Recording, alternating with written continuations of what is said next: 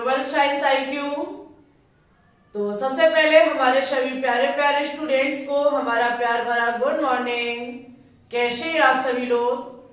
तो आज हम आपके लिए विलियन चैप्टर से एक इम्पोर्टेंट टॉपिक लेकर के आए, जो कि है आपका मोल प्रभाज, जिसे मोल अंश या मोल भिन्न के नाम से भी जाना जाता है।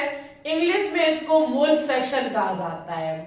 ये क्या होता है, इसका फॉर्मूला क्या है, और साथ ही साथ वनडे एग्जाम में बनने वाले न्यूमेरिकल्स के तरीके हम आपको बताएंगे, क्योंकि मोल प्रभाज से आपके एग्जाम में न्यूमेरिकल्स पूछे जाते हैं। हाँ, बाई चांस आपको इसका फॉर्मूला पूछा जा सकता है, लेकिन इम्पोर्टेंट है इससे बनने वाले सवाल।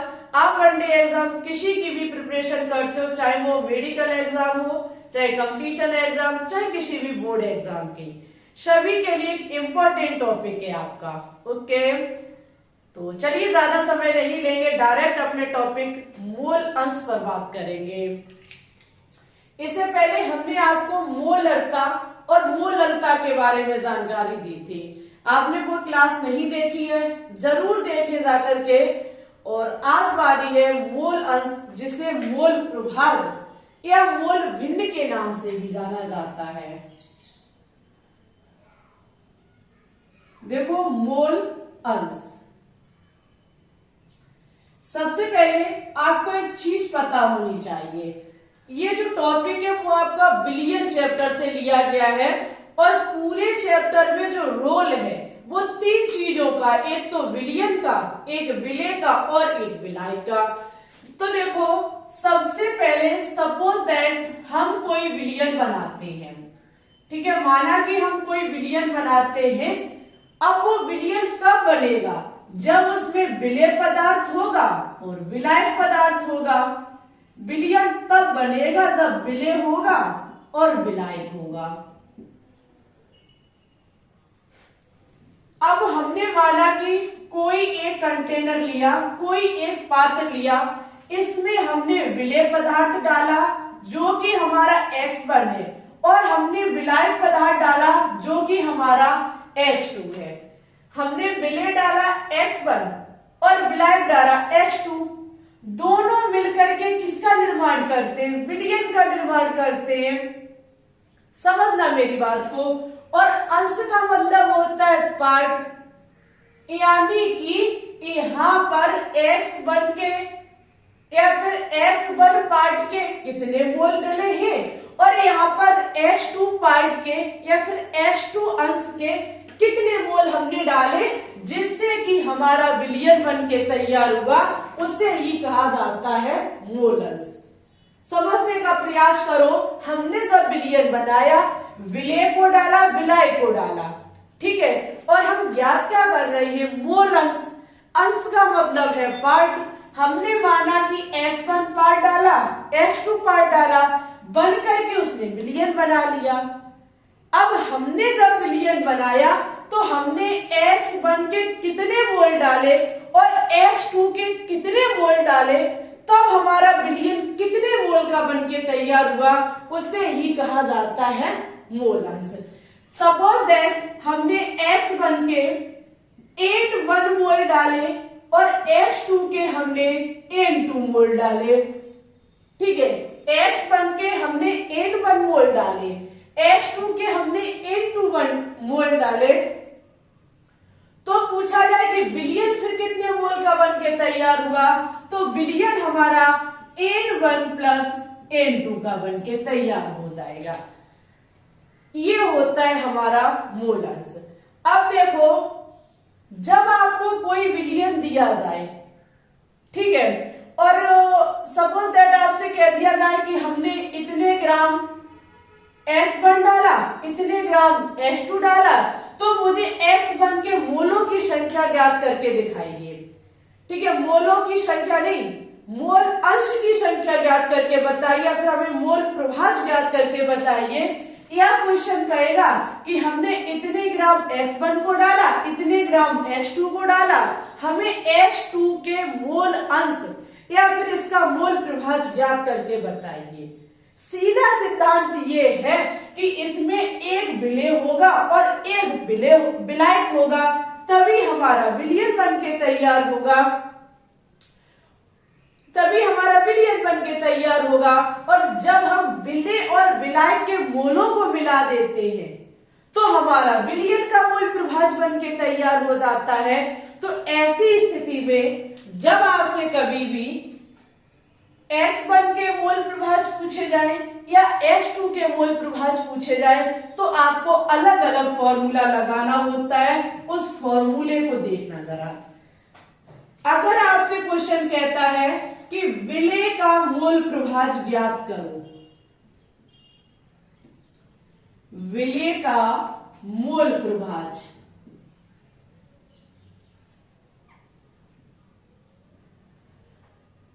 विलय का मोल प्रभाज है आपका X1।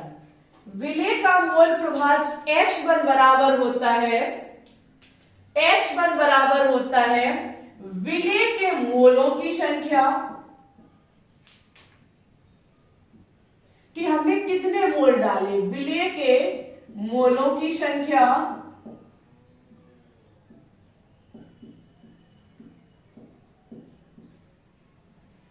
जिसे कहा जाता है N1, ठीक है।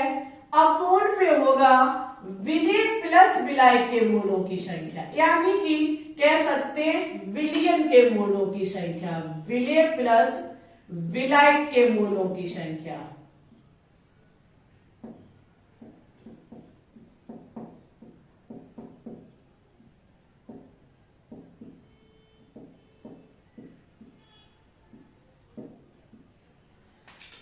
आपको कभी भी विलय का मोल प्रभाज पूछा जाए तो आप विलय के मोलों की संख्या को रखेंगे। विलय के मोलों की संख्या कैसे निकाली जाती है हम कई एक बार आपको बता चुके हैं। मोलों की संख्या, मोलों की संख्या बराबर होता है भार बटे अणुभार।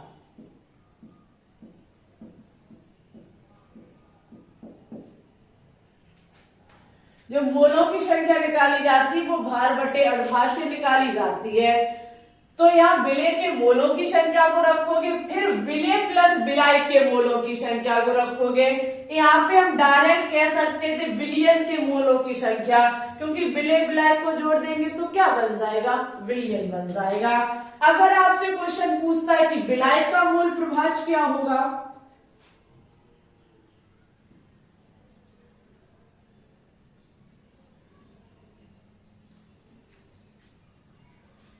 चाहे मोल प्रभाज कहे चाहे मोल अंश कहे, मोल फ्रैक्शन कहे, मोल भिन्न कहे, बात एक ही है, ठीक है। जिसे व्यक्त किया जाता है H2 से। यदि आपको ये पूछा जाए तब आप कैसे ज्ञात करेंगे, तो आप करेंगे विलायक के मोलों की संख्या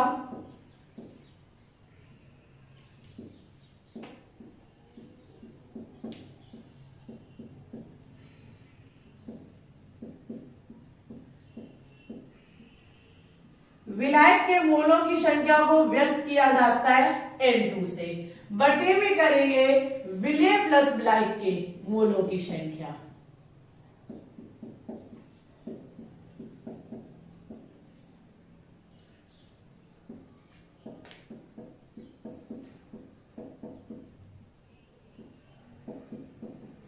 देखो हमें जिसकी ज्ञात करनी है उसके मोलों की संख्या ऊपर रखेंगे। विलायक के मोलों की संख्या ज्ञात करनी है, वो सॉरी विलायक का मोल प्रभाज ज्ञात करना है तो विलायक के मोलों की संख्या को ऊपर रखना होगा। या विलय का मोल प्रभाज ज्ञात करें तो विलय के मोलों की संख्या को ऊपर रखना होगा। अगर हम इसे छोटा बनाना चाहें तो हम छोटा सा फॉर्मूला बना सकते हैं, x1 बराबर n1 बटे n1 प्लस n2, ठीक है। यहां हमारा हो सकता है x2 बराबर n2 बटे n1 प्लस n2। ये छोटा सा फॉर्मूला इसका बनके तैयार हो जाएगा। n1 का मतलब विलय के मोलों की संख्या, n2 का मतलब विलायक के मोलों की संख्या। ये होता है विलय का मोल प्रभाज और विलायक के मोल प्रभाज ज्ञात करने के फॉर्मूले, ठीक है। सभी स्टूडेंट्स एक बार क्या काम करेंगे, इसकी स्क्रीनशॉट ले लेंगे। स्क्रीनशॉट लेकर के हम डायरेक्ट न्यूमेरिकल की तरफ चलेंगे कि इससे वनडे एग्जाम में सवाल कैसे पूछे जाते हैं। ओके,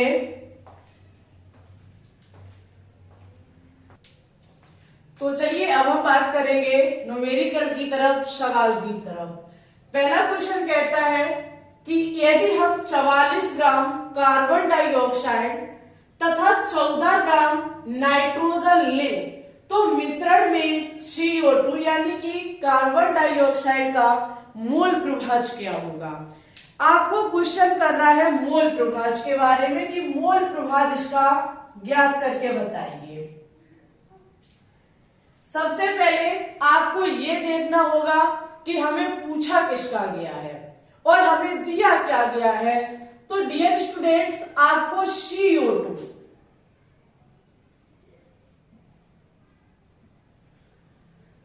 यानी कि आपको कार्बन डाइऑक्साइड गैस का मोल प्रभाज पूछा गया है। अब फॉर्मूला हमारा क्या कहता है, हमें जिसका मोल प्रभाज ज्ञात करना होता है उसके मोलों की संख्या को रखना है। ठीक है, बटे में जो बिलियन में जो भी पदार्थ उपस्थित है उनके मोलों की संख्या को रखना होगा। सीधा सीधा मतलब ये है कि आपको ये देखना होगा कि हमारा बिलियन जो है वो किस किस पदार्थ से मिलकर के बना हुआ है। यदि हम 44 ग्राम कार्बन डाइऑक्साइड की जो मात्रा है वो कितनी है, 44 ग्राम है। ठीक है, आगे 14 ग्राम नाइट्रोजन है यानी कि N2 की जो मात्रा है वो है 14 ग्राम। ओके, तो मिश्रण में कार्बन डाइऑक्साइड गैस का मोल प्रभाज रखना है। आप देखेंगे कार्बन डाइऑक्साइड गैस का मोल प्रभाज ज्ञात करने के लिए सबसे पहले आप एक चीज और देख लो, उसके बाद हम उसमें जाएंगे कि बिलियन हमारा किससे मिलकर के बना है, नाइट्रोजन से और कार्बन डाइऑक्साइड गैस से। इस नाइट्रोजन और कार्बन डाइऑक्साइड के बिलियन में नाइट्रोजन हमारा विलेय पदार्थ है और कार्बन डाइऑक्साइड गैस हमारी विलायक पदार्थ है। और हमारे हिसाब से कहा जाए तो ये विलेय विलायक हमें देखना ही नहीं है।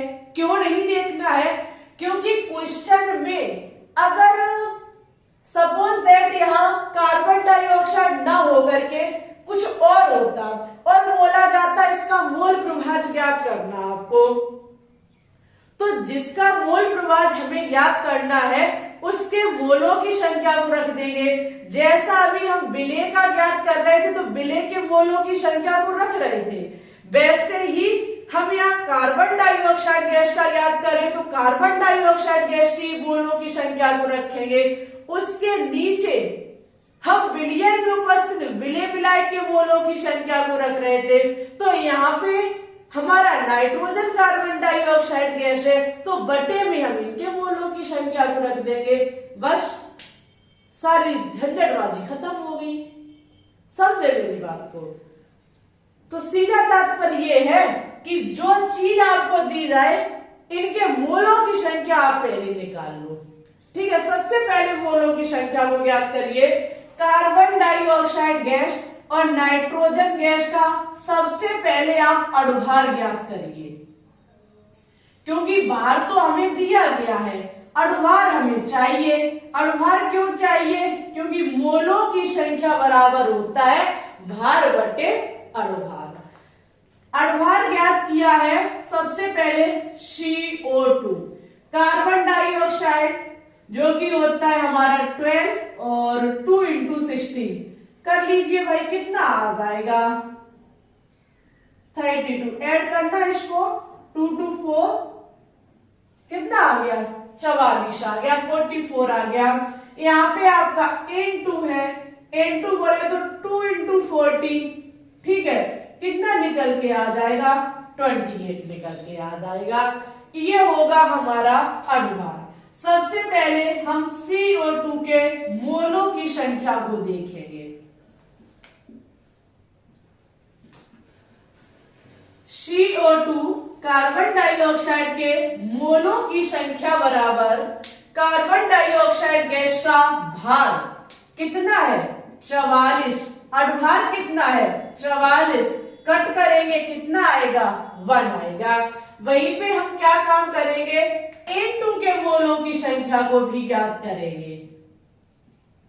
N2 के मोलों की संख्या बराबर होता है भार, जो कि है 14 और भार 28, इस कल में कितना निकल के आएगा 1/2।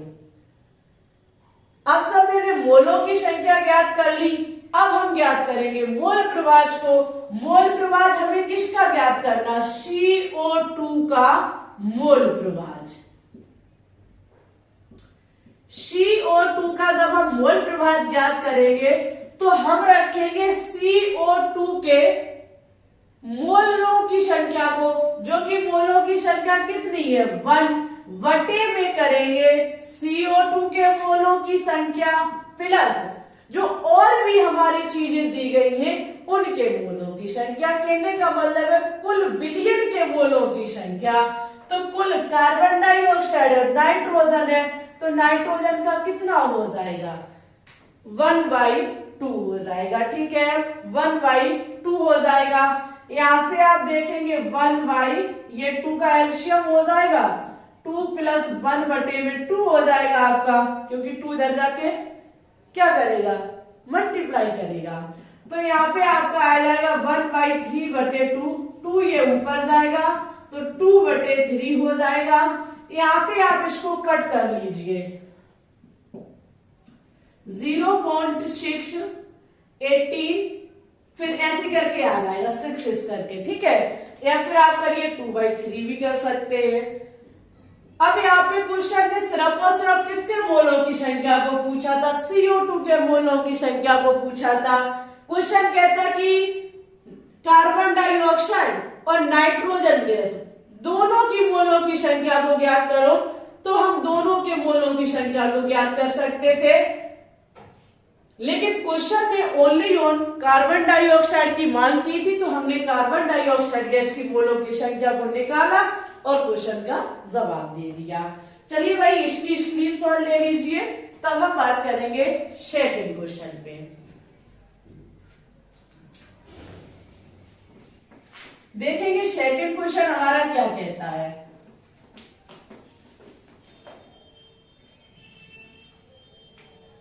सेकंड क्वेश्चन है कि 36 ग्राम जल और 40 ग्राम एथिल अल्कोहल के मिश्रण में दोनों का मोल प्रभाव ज्ञात करो। यहाँ पर क्या है, जल है और एथिल अल्कोहल है, पूरा विलयन बन के तैयार हो रहा है किससे, जल और एथिल अल्कोहल से। जल 36 ग्राम है, एथिल अल्कोहल 40 ग्राम है, जो ज्यादा है वो विलायक, जो कम है वो विलय हो जाएगा आपका।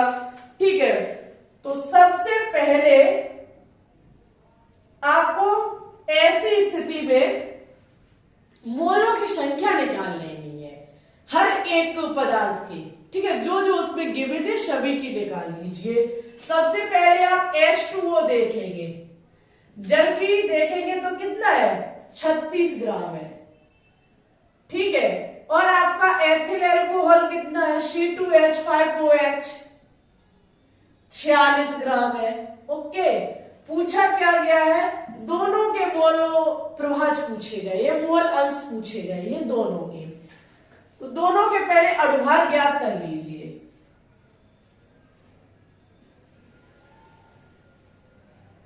हम आपको डायरेक्ट क्या लिख रहे हैं आप लोग खुद ज्ञात कर लेना। यहाँ पे जल का 18 निकल के आएगा और एथिल अल्कोहल का जो अणुभार होगा, एथिल अल्कोहल का अणुभार 46 निकल के आएगा। खुद से ज्ञात करना, बात सभी के रखना और ऐड कर देना, आपका निकल के आ जाएगा। अब आप क्या करोगे, H2O के मोलों की संख्या को निकालोगे।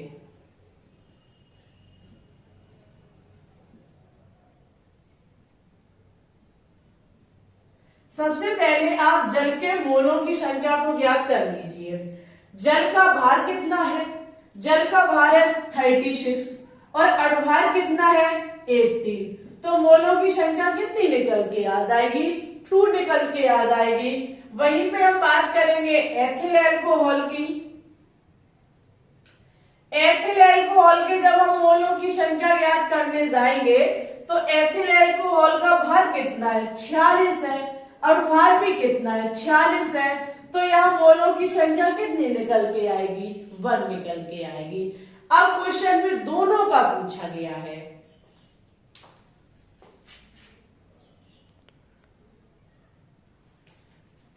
तो देखो हमको क्या काम करना है, जल के भी मोल प्रभाज ज्ञात करने और एथिल अल्कोहल का भी मोल प्रभाज ज्ञात करना है।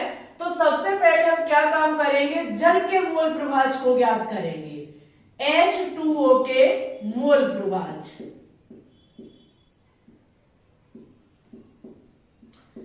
जब हम जल का मोल प्रभाज ज्ञात करने जाएंगे तो हमको क्या रखना होगा, सबसे पहले जल के मोलों की संख्या, जल के मोलों की संख्या कितनी है, 2 है, उसके बटे में जल के मोलों की संख्या बटे एथिल अल्कोहल की मोलों की संख्या। हम क्या काम करेंगे, दोनों को ऐड करेंगे, 2/3। यहाँ पे हम इसका जब भाग देंगे तो हमारा निकल के आएगा 0.6, ठीक है, 2 बचेंगे, फिर 6, फिर ऐसे करके आपका निकल के आ जाएगा। इस प्रकार से आपको भी मिल सकता है 0.67, क्योंकि 6 से ज्यादा है तो एक नंबर ऐड कर दिया जाता है। ओके, तो ये है आपके जल के मोल प्रभाज। अब आपको किसके ज्ञात करने, एथिल अल्कोहल का मोल प्रभाज। तो डियर स्टूडेंट, सभी स्टूडेंट्स एथिल अल्कोहल का मोल प्रभाज ज्ञात करके कमेंट बॉक्स में कमेंट करके बताएंगे। और मोल अंकता में जो हमने क्वेश्चन होमवर्क में दिया था, यानी कि हमने कर दिया था, लेकिन आपको सिर्फ और सिर्फ उसका गुणा भाग करना था, उसका रिप्लाई हमने कर दिया है। फटाफट जाइए मोल अंकता वाले पर और क्लिक करके देख लीजिए कि आपका सही है या फिर गलत है। मोल प्रभाज एथिल अल्कोहल का कितना निकल के आएगा, सभी स्टूडेंट्स दीजिएगा, फिर हम आपके आंसर का रिप्लाई करेंगे कि आपने सही दिया है या गलत दिया है। वहीं पे आपकी लाइव स्ट्रीम जो है वो अब हमने बंद कर दी है। लाइव स्ट्रीम जो है वो ओनली और हम संडे टू संडे चलाएंगे और आपको पर डे अब टॉपिक की क्लासेस को देंगे। आपसे पक्का वाला प्रॉमिस है हमारा कि आपको थ्योरी की क्लास कंटिन्यू और डेली मिलेगी।